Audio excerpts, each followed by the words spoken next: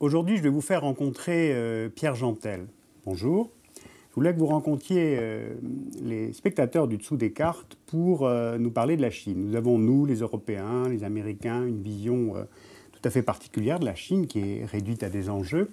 Or, vous proposez une vision d'abord sur la durée et ensuite quasiment sino-centrée. Vous êtes directeur de recherche au CNRS, vous êtes géographe, vous êtes archéologue. Vous conduisez des fouilles en Asie centrale, où nous nous sommes rencontrés, des campagnes de prospection en Chine. Donc, quelle est cette vision que vous proposez de la Chine et qui est assez différente de celle que nous avons et que nous trouvons dans les journaux? Eh bien, j'ai essayé de dire ce que pensent les Chinois, tout au moins ce que je pense que pensent les Chinois, sous forme de schéma, parce que je n'ai pas le temps de détailler les choses.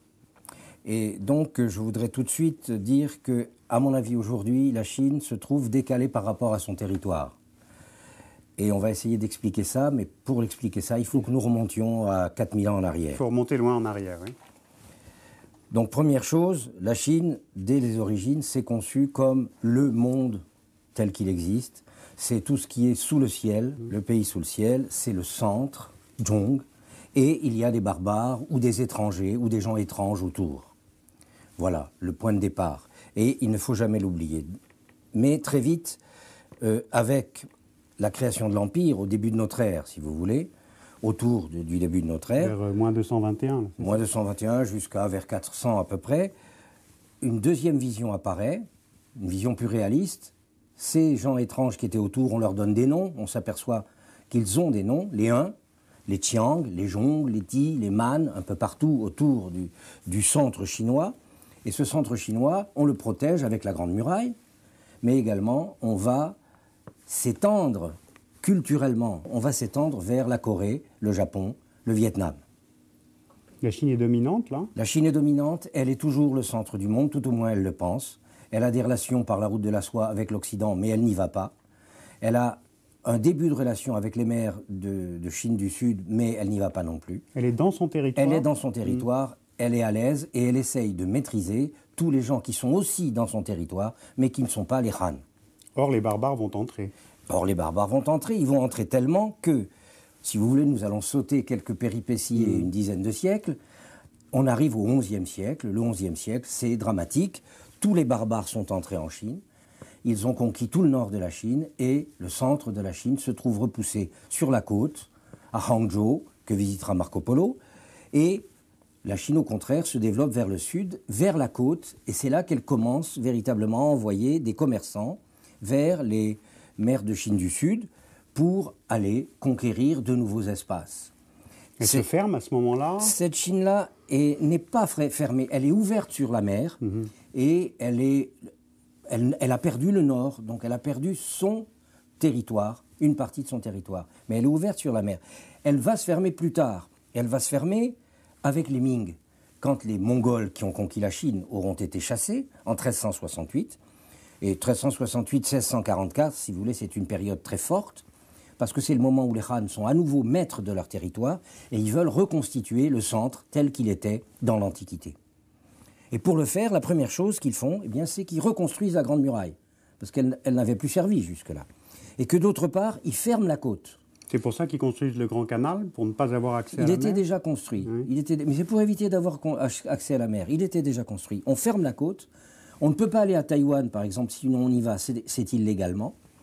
Et donc, même, si vous voulez, on redéplace la capitale de Nankin vers Pékin en 1421. Nankin, c'est Nanjing, la ville du sud. Pékin, c'est la capitale du nord. Et à la fin de cette période, arrive une chose surprenante au moment où la Chine a reconquis son centre, c'est que débarquent à Macao, 1557, des gens étranges qui sont les Portugais, dont la Chine ne sait pas encore que ça va être un drame pour elle. Le drame arrive. Alors justement, quel drame? Le drame arrive, c'est la période coloniale, c'est 1840, 1949, les guerres de l'opium. À ce moment-là, la Chine perd complètement le centre. Il n'y a plus de centre chinois. Elle fait partie du monde. Le centre du monde, c'est l'Europe, plus la Russie, plus le Japon bientôt. Et le territoire lui-même chinois est conquis complètement au sud. Toute la mer est conquise par les coloniaux, enfin les concessions étrangères. Le sud-ouest, c'est la poussée britannique qui vient des Indes. Le nord-ouest, c'est la poussée russe qui vient de Sibérie. Le nord-est, c'est la conquête de la Mandchourie par les Japonais. Et il ne reste plus que l'impératrice toute seule à Pékin, d'où perte complètement du territoire. C'est ce qui ouvre sur la révolution de 1911 Ça ouvre déjà sur 1911, et ça, évidemment, cette révolution de 1911 est une révolution ratée, et ça aboutit à 1949, où la Chine essaye de se récupérer. Et donc ce qui caractérise 1949, et c'est pour ça que les Chinois le voient comme ça, c'est la redécouverte de la dignité.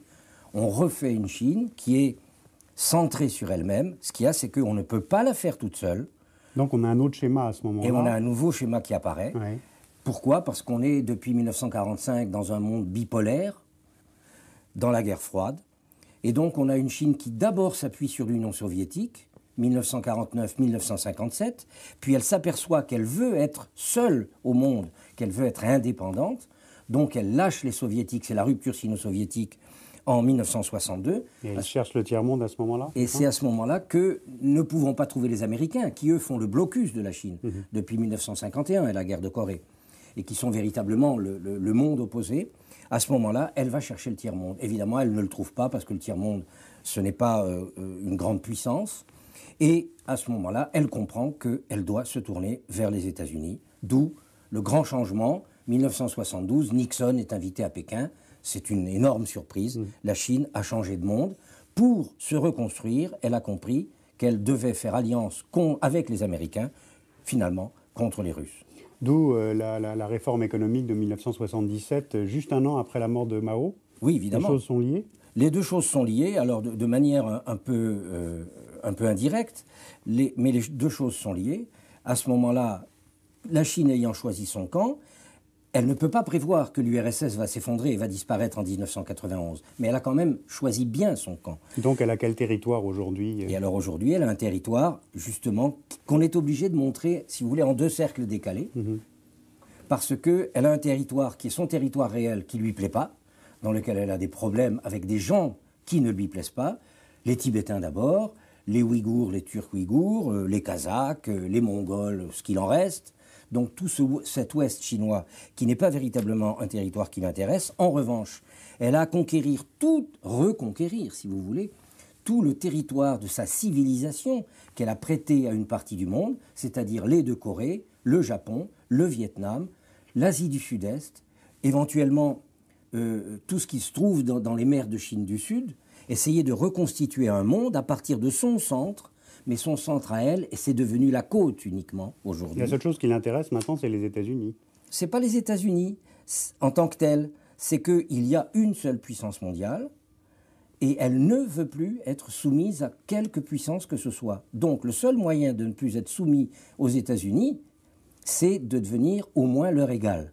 Et pour devenir leur égal, elle a compris qu'elle ne peut pas être seule. Elle a donc besoin de faire l'union autour de tous ceux qui sont de civilisation, si vous voulez, à l'origine chinoise, tout en gardant son territoire, bien entendu. C'est pourquoi elle garde à la fois un territoire qui ne lui plaît pas et elle essaye de conquérir, entre guillemets, un territoire, lui, qui lui plaît beaucoup plus. La preuve, c'est Taïwan.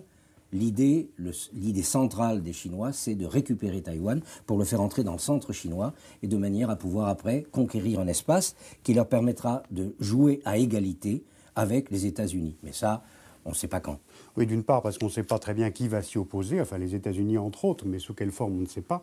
Et puis là, on est dans une prospective d'un siècle ou un demi-siècle tout au mieux. Je ne fais pas de prospective à long terme, d'abord ce n'est pas très sérieux, mais il y a quand même une idée de la nation chinoise qui est chez les dirigeants, quel qu'il soit, et qui ne peut pas être, à mon avis, autre que celle-là.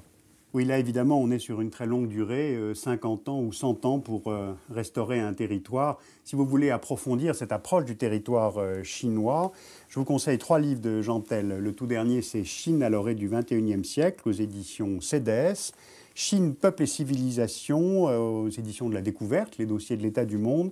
Et puis la géographie universelle, dont je vous parle souvent dans le dessous des cartes, le chapitre sur la Chine, a été écrit par Pierre Jantel. Et puis n'oubliez pas Victor Segalen, qui connaissait bien la Chine. C'est un auteur que j'aime beaucoup, aux éditions Plomb, Stèle, Peinture équipée, Lettres de Chine. C'est un merveilleux auteur. Merci Pierre Jantel de nous avoir montré cette vision sur la longue durée.